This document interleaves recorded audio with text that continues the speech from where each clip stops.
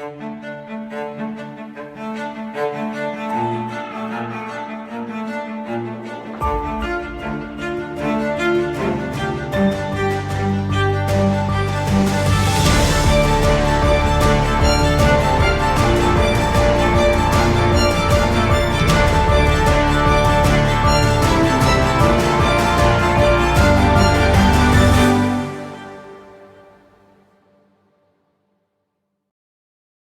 winning arguments, we're teaching the basic fundamentals of sales and marketing and how we can use them to win in the world of politics, teaching you how to meet people where they're at on the issues they care about. Welcome to The Brian Nichols Show.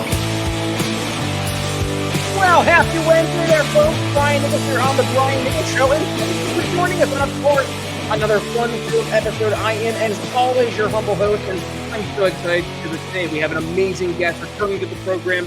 A great friend of the program, too. But before we get there, I want to go ahead and give a shout out to today's sponsor, and that is the one and only Expat Money Show. Head over to briannicholsshow.com/expat, where you can join our friend Mikkel Thorpe, who will help you protect the money that you worked so hard to earn from ambulance chasing lawyers, nefarious creditors, and greedy, unjust governments, because Mikkel helps people just like you invest internationally, secure second passports and residencies, eliminate your tax bill, and take advantage of offshore structures so you can travel the world freely and never have to worry about money again. And oh, by the way, if you head to briannicholsshow.com/expat, you can go ahead and get your free tickets. Yes, I said free tickets to the virtual summit taking place November 7th through November 11th, 5 days. 30 expert speakers, amongst them the one, the only Dr. Ron Paul. So make sure you don't miss your tickets. Head over to briannicholsshow.com/expat and get your free tickets today. All right, folks. So it's been a while since we've had our dear friend, the professor, on the program. Welcome back to the show, Chris Goyzueta. How you been, my friend? What's going on? Doing awesome. It's been a long, fun, good summer, but excited for some changes and some new things. I know. So, Chris, we got to rewind a little bit for the audience that's been here for a while and they haven't seen it a little bit. We got used to it for back in 2020, 2021. You were on the show quite a bit there, doing a lot, talking about marketing and how we can apply it to the world of politics. Then all of a sudden, you were busy. You were gone, and folks were concerned. Chris, where were you at? What were you up to? Well, sometimes you have to bow to the man for a minute to make some money and make ends meet, and I had to do that. So I had to get a big boy job. It was a cool opportunity though, so I couldn't say no. So otherwise I wouldn't have done that. But I worked for an amazing, beautiful venue in Orlando called the Dr. Phillips Center. It's probably one of the best performing arts centers in all the United States. And they're trying to set themselves up to be like one of the best performing arts centers in the world. So went back to my promoter world and roots, but I like being independent, which is what we're talking about today. And I got a job offer to be a full-time teacher and maybe make an influence and difference in the university system in America. We'll see. And yeah, we teach full-time at one of the universities I've been adjuncting at for the last few years and doing this again. So hopefully I'll be back on regular with you and finally get you on my show too. Yes, sir. I know. I'm so looking forward to it because at the end of the day, and by the way, folks, I got to hang out with Chris down in Orlando, Florida, back when I was just talking about Revolution 2022. What an awesome chance it was to see you, my friend, and also to hang out with you for a little bit, even though it was only for like a snapshot of the time I was there because you were coming in to town as I was leaving town, but we made it work. We made the paths cross. And 10-hour drive. It was a 10-hour drive, and I was like, I got to see Brian. I don't care how tired I am. I was going to say, shout out to your wife, too, for being like, hey, you can't miss that, Chris. Like, come on, let's go. Like, don't worry, because I was the one also who had to be up in the flight for like 3:30 in the morning or so. Yeah. Actually, my Uber arrived was 3:30. So, yeah, we were all out of sorts. So, anyways, back to, it's something we're seeing right now. There has been absolutely more of a resurgence towards this idea of staying independent, but being able to network the collective groups of independent networks to then have the leverage and the reach of some of these larger conglomerations, but doing so in the name, as you mentioned, of being independent. So let's kind of kick things off, Chris. And this is a topic I've heard reoccurring, not only as I've talked to folks, even beyond the greater libertarian movement, going more into the entrepreneurial space, the desire to try and keep themselves isolated from outside influences. But I've also heard it over the past few days when I was down in Orlando from folks talking about the importance of us not just staying independent as individuals, but also independent in the way that we're approaching the political process, avoiding the big money donors who traditionally seep into these political areas because they see it to be advantageous both financially and politically. So talk to us. What are you bringing to the table in terms of a different approach? Specifically, we're talking about the independence it pertains to, in your case, being an entrepreneur and doing things in more of a creative sense.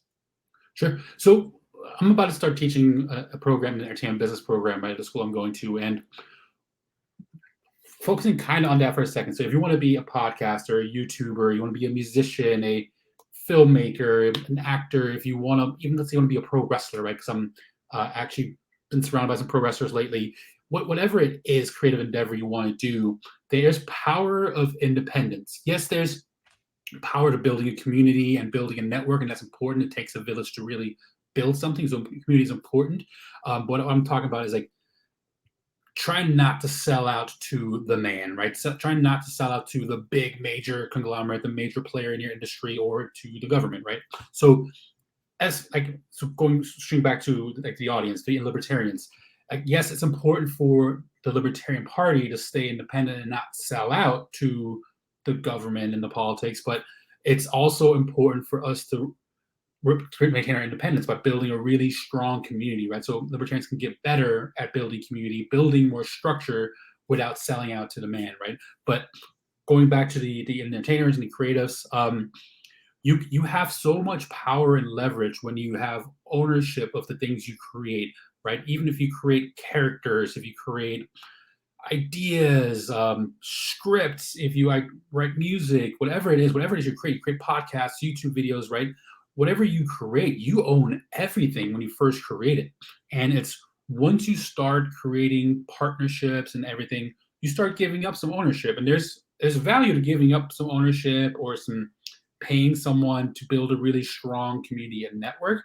But once you sell out to where you give up maybe 90% or almost 100% of everything you own for maybe some notoriety and fame, then you're fame chasing, right? You're not really trying to make a living and build a business. You're chasing fame. So let's be real at what it is. So you want to be famous. So know what your goals are. Is your goal to be famous, or is your goal to make money and make a living and provide for your family? And if you're chasing Chris, by the way, really quick, just to pause. Can you give us an example of what that would look like, fame chasing that is? Because I think maybe some folks hear that, but they're like, well, that's not me, right? But maybe they can hear an example of what fame chasing would look like, and then they can be like, oh, maybe it is me. Right. Yeah, sure. So some of the examples is if you're a musician and you're trying to be signed by one of the 3 major labels, you're chasing fame, right? You're not really, because you're not going to build a business or make a living being signed to a major label. If you're a filmmaker, actor, so on, you're chasing to be joined to major studios, right? You're chasing fame, right? Versus like going maybe to more the independent route. Gianna Carano recently, she was kind of forced by her hand was forced to do it and go with the Daily Wire and start doing movies with them, but it kind of gave her a brand new outlet of creativity, less control. She has more control, right? Less outside influence from others. So by joining better, like rather independent organizations versus like the big ones, you retain more ownership, you retain more creative control, and you make more money. If you want to be a pro wrestler, right? And I'm new dabbling into this field, so if any one of my jiu-jitsu buddies listens to this, maybe correct me if I'm out of context, but if you're chasing the WWE, unless you've built a name and you have some kind of revenue and fan base already, you're chasing fame, right? Because what are the odds, right? There's probably like a handful of wrestlers that are famous and control their cards, where the rest of them are kind of at mercy of the big organization. So if you bring clout, you bring leverage to whatever it is you're going to, right? You're gonna have.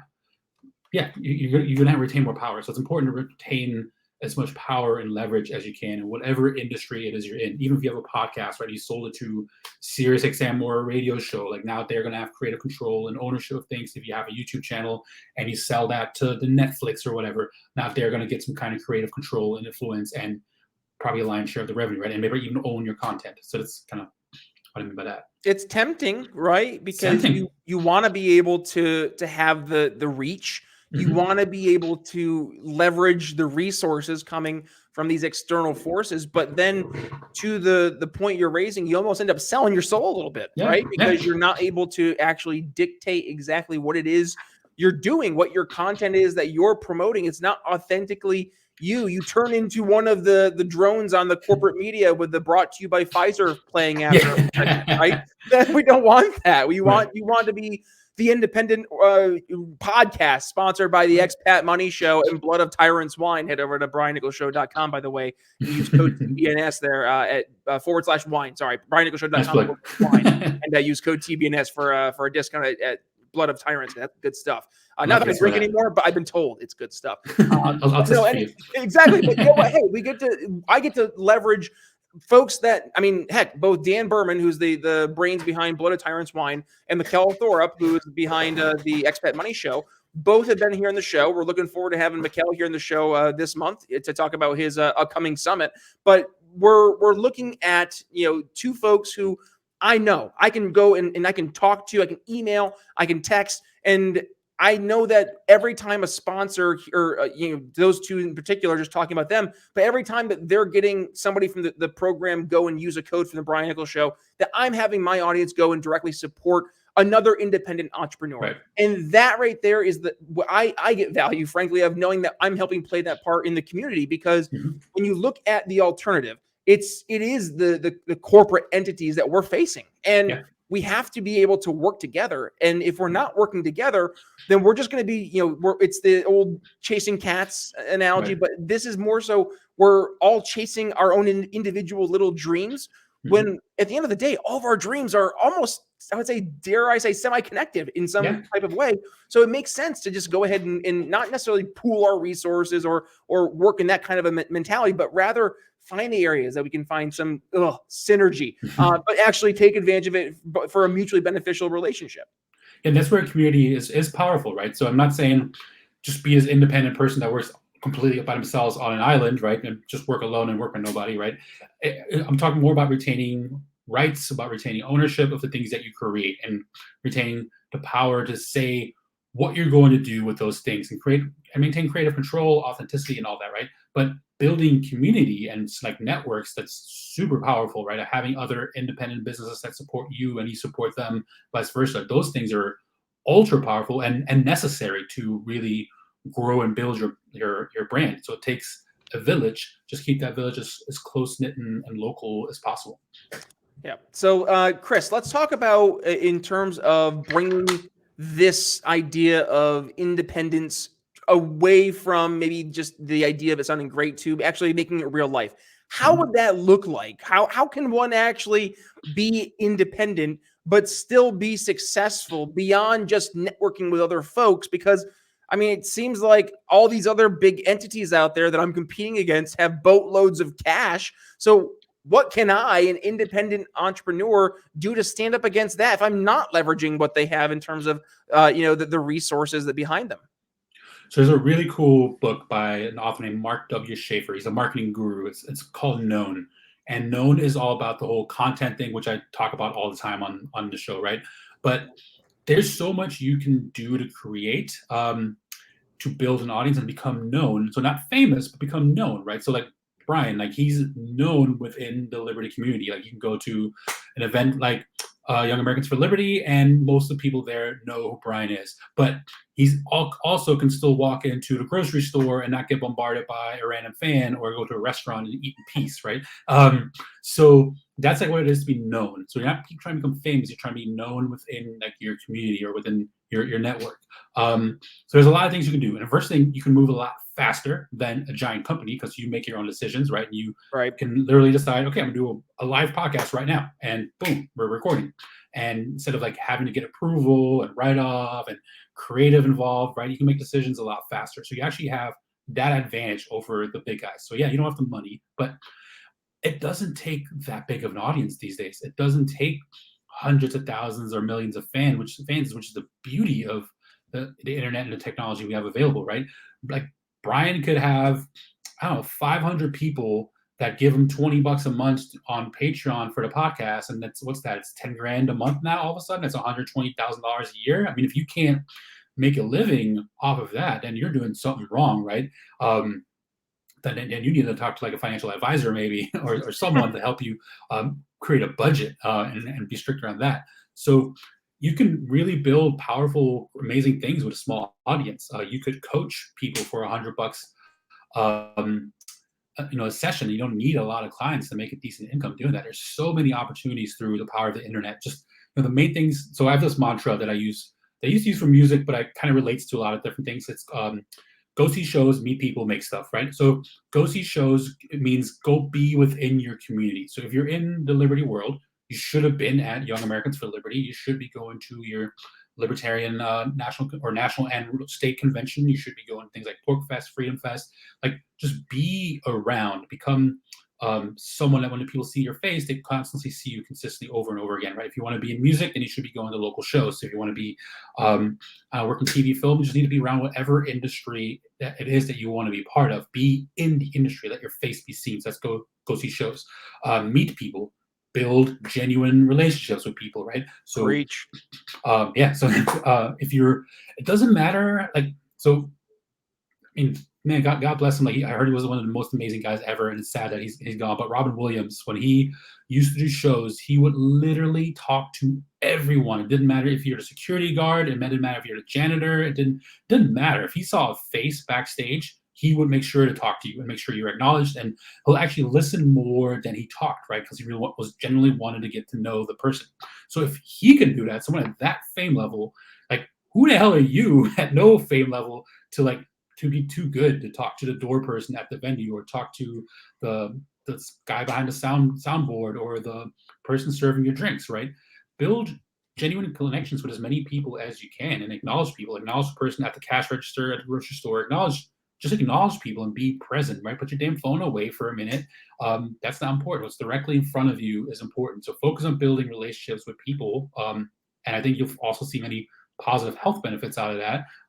Get on a giant health side tangent if we wanted to, but just build genuine connections, because you never know who someone's going to be one day, right? The person that's taking your money at the door when you're going into a club could one day be owning the club, or could one day be running the record label, or whatever it is, right? So you never know who someone's going to be. So always build genuine relationships, and you do that by genuinely trying to get to know them. Ask them questions, and try to get them to do more of a talking than you are, and figure out how you can maybe serve and help someone, versus figuring out what can you get out of it, right? By having a good connection, that's something you get out of it. And then the last thing, make stuff. That's create content, right? Become an expert in your field. We've talked about this on the podcast. There is enough room for another podcast. There is enough room for another YouTube channel, and whatever else you want to create, another blog, because nobody has ever said something in your industry or in your world in your tone, from your perspective, with your experience, with your teaching style, right? Everyone has different learning and teaching styles. Everyone has different stories. And again, you don't need a giant audience, right? That's the beauty of it. With 100 to 500 people, you can build a really successful business. So why not share your voice with the people that want to hear it? The idea of government not doing certain things to some people is scary, because that's what they've known. So what we have to do, and this is why we talk about the sales approach to selling liberty to you guys, the audience of the Brian Nichols Show, is because we have to be able to get people to not only get okay with change, but to acknowledge that their status quo is in fact just that, the status quo, that there are in fact alternatives out there that are better alternatives, and they end up putting them in a better solution than they would have had were they were to stick with the status quo. So what we have to do is, to Chris's point, start to show that we can do things differently, and meet them and actually talk to them, and find out what the things that matter to them actually matter to them. We call that empathy, understanding what it is that makes the person, that causes pain. What's that pain point? Walk in that pain with them, feel that pain with them, and then to be able to bring the solution to the table that can actually help them see that, yeah, this is a new way of thinking. It's different, but that they can trust you. And to your one thing you said there, Chris, I think was so profound, is being there, being present, building that authentic relationship with folks.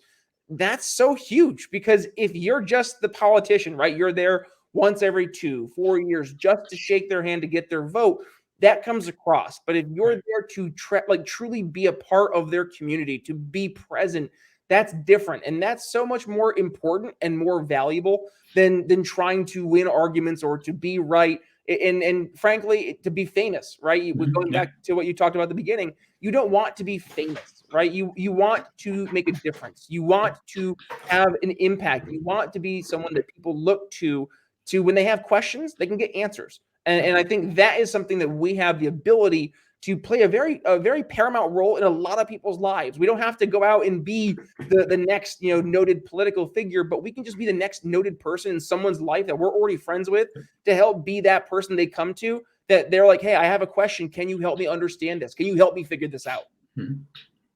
Yeah, completely agree with all that. No, but yeah, building those those real connections, like I don't know, I feel like it makes a bigger difference in the people that you are around and for yourself, right? It doesn't, and the great thing is it's easier to manage too. If you have a small network of people to kind of just manage, maintain, whatever you want to call it, it's easier to consistently be communicating with people in that network, right? If you have a small group of 100 people, it's easy to talk to every single one of these people, or at least text every single one of them about once a month or every 2 months.